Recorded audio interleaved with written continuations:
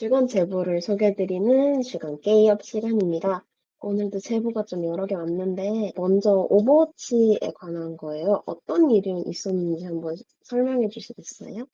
오버워치 같은 경우에는 이미 유저에게 게임 내 신고가 누적되면 어떠한 통보 없이 섀도우밴이라는 대기열 우선순위 지연 제재가 있다고 합니다. 일반적인 제재는 명확한 사유와 기간을 통보하지만 섀도우밴 같은 경우에는 유저에게 따로 통보하지도 않고요. 게임 내의 대기열 시간을 최장 2시간까지 늘린다고 하네요. 이렇게 섀도우밴을 당하는 이유는 단순히 신고 누적이라고 합니다. 오버워치는 신고 횟수가 무제한이고 다수의 유저가 그룹으로 게임을 하며 타 유저를 신고가 가능하기에 악용되는 경우가 많다고 하는데요. 게임 플레이를 하면서 다른 유저가 마음에 안 든다는 이유만으로도 신고를 수십 번까지도 가능한 구조라고 합니다. 제보자의 말씀으로는 무고하게 제재를 당하도록 할 수도 있다고 합니다. 그리고 제보해주신 분은 명확한 사유와 구체적인 제재 내용의 통보 없이 이런 형식으로 최소 수십 분에서 최대 수백 분까지 대기열 제재를 가하는 것이 법리적으로 가능한지 궁금하다고 하셔가지고 그쪽 부분을 문의하신 것 같습니다. 네, 이거는 어떻게 법적으로 무슨 문제가 있을까요?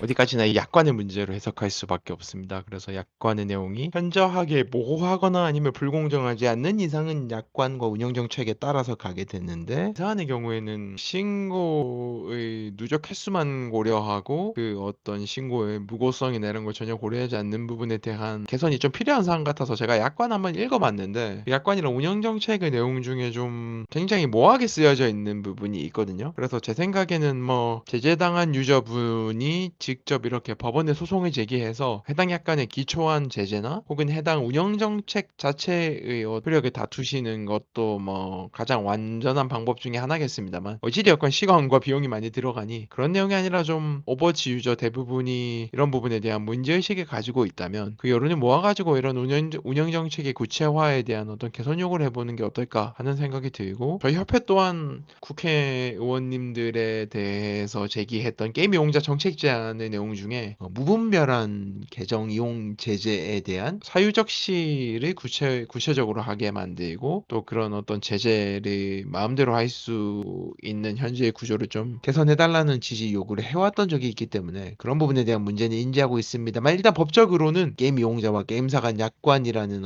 대규모 계약에 기초한 각자의 계약상의 의무의 문제이기 때문에 법적인 장구가 아닌 유저들의 여론을 좀 모아봐야 될 것 같다 정도로 말씀을 드릴 수 있겠습니다.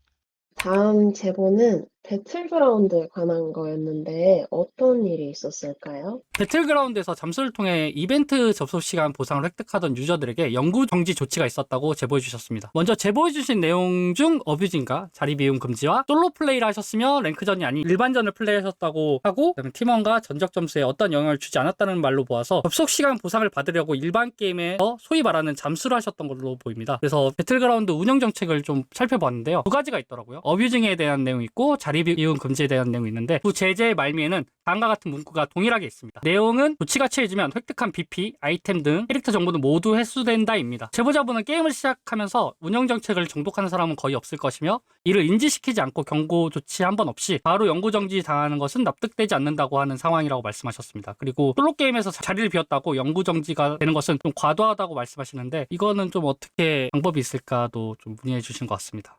단순한 어떤 자리 비움이냐 아니면 뭐 이 조직적으로 혹은 굉장히 반복적으로 게임 내 시스템을 악용하는 방식으로 이 루팅을 했느냐의 기준섬이 굉장히 애매합니다. 그래서 이런 사안은 제가 보기에는 물론 운영 정책 자체가 모호하고 제재 사유를 제대로 알려주지 않아서 유저분들이 겪는 피해가 크고, 전반적으로 게임사들이 이용자에 대한 제재를 좀 더 신중히 해야 하고 제재 사유를 명확하게 밝혀야 하는 건 맞습니다만, 그거랑 별개로 그 운영 정책에 기초한 개별 제재 행위가 맞는지 아닌지 부당한지에 대해서는 해당 유저분이 실제로 했었던 행위, 그리고 각 게임의 운영 정책의 내용, 그리고 다른 비슷한 행위를 한 유저들에 대한 제재 여부, 그리고 운영 정책의 변경 현황이나 혹은 과도한 수준의 제재가 이루어져야 되는지 같은 아주 많은 사정을 고려해서 판단을 해야 되는 것이라서, 저희 협회의 여력상 개별 유저분이 당한 제재에 대한 직접적인 도움을 드리기는 좀 어렵고, 저희 협회에서 직접 다루기보다는 전문가 상담을 받아보시고 직접적인 개별 구제를 위한 어떤 다음 행동을 취하셔야 되지 않을까,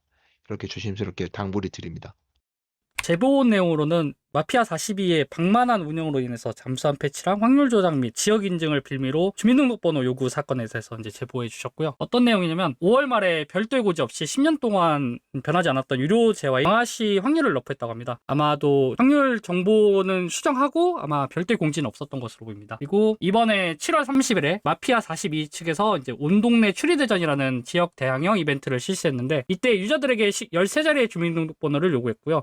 요구한 이유는 주민등록 등본을 통해서 지역 인증이라는 명목하에 수집을 했다고 합니다. 이래서 이제 상당 유저들이 13자리 모두 입력하였으나 이는 위법으로 게임사에 해당하는 사항을 비판한 유저들이 이제 반대 운동을 펼쳤고요. 그리고 이 사태를 진압시키려고 카페를 이제 강제로 추방시킨다든지 게시물을 지운다든지 이런 행위를 했는데 실패하고 이제 사과문을 작성했다고 합니다. 그래서 갑작스럽게 너프하면서 공지하지 않은 점, 무분별하게 주민등록번호를 요구하는 점, 이거 두 가지를 좀 문제 삼아서 이제 제보해 주셨습니다.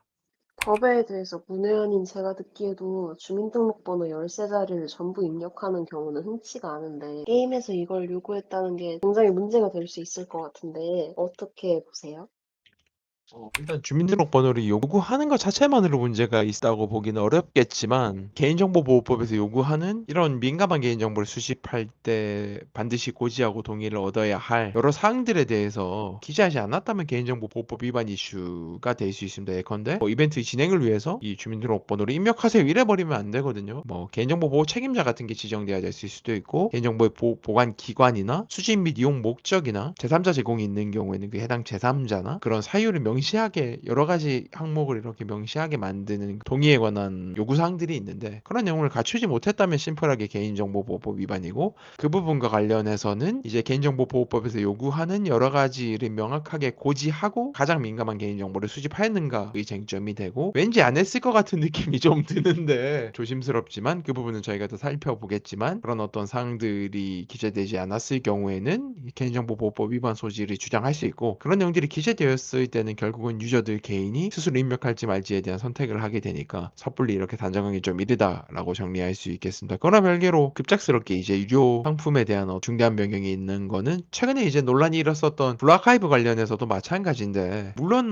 그런 핵심이 되는 비즈니스 모델 BM의 변경이 있는 경우에 유저들에게 상세하게 설명을 해줘야 되는 것을 충분히 요구할 수 있고 또 그 부분에 대한 게 당연히 게임사가 해야 될 의무겠습니다만 그렇다고 변경하는 것 자체를 이렇게 하지 마라 이렇게 막을 수 있는 어떤 법적인 근거가 있는 건 아니니까 이거는 제가 보기에는 어디까지나 운영상의 항의 그러니까 법적으로 공정위나 게임이나 수사기관에다가 소송을 제기하거나 이럴 수 있는 사안이라기보다는 유저분들이 어떤 여러 가지 집단 민원이나 불매운동이나 등으로 운영상의 관점에서 항의를 해야 될 부분이다 이렇게 정리를 할 수 있겠고 그 이외에도 이번 제보로 디지몬 마스터즈랑 라그나로크 온라인 클래식에 대한 내용이 또 다시 한번 있었습니다. 라그나로크 온라인 클래식은 저희가 한번 다뤘었는데 기존 유저들과의 차별이 존재하는 부분에 대한 문제 제기가 꾸준히 있어 왔고 디지몬 마스터즈 같은 경우에는 이제 출시된 캐릭터 기대 가치가 급격하게 하락할 만한 새로운 상품을 내놓는 그런 내용의 지적이나 매크로 방치에 관한 부분들이 있었거든요. 이런 점에 대해서도 사실 매크로 방치는 리니지나 다른 게임에서도 많이 나오는 내용이지만 하지 않아서 너네가 처벌을 받아야 된다 혹은 제재를 받아야 된다 이용자들에게 즉각 환불을 해야 된다 이렇게 요구할 수는 없고 그런 내용을 개선해라라고 하는 취지의 유저들의 집단 항의를 하는 방향으로 해결이 되어야 된다는 부분이 좀 아직까지 저희 협회와 법의 한계 같습니다. 다만 아예 매크로 때문에 게임을 도저히 못 해먹을 지경이다까지 이제 이르는 수준이라면 게임 제공이라는 약관상 의무를 이행하지 않는 부분에 문제 제기를 할 수 있겠습니다만 그런 정도까지 가는지는 또 세심한 검토가 필요한 사항이니까 일단 지금으로서는 악성 유저의 방치나 기존 구매했던 아이템의 가치가 보존되지 못하거나 혹은 비즈니스 모델을 급격하게 변경하는 그런 부분에 대해서 섣불리 이렇게 법적인 절차로 나가기는 어렵다. 그래서 유저분들이 그런 의견을 잘 모아서 항의를 해야 되고 그런 부분을 유저분들의 집단적인 여론이 모이면 저희 협회가 그 공론화를 돕기 위한 방안을 그때 다시 한번 고민을 해보겠습니다. 네, 그러면 저희는 다음 주에도 제보가 없길 바라면서 열심히 힘내보겠습니다.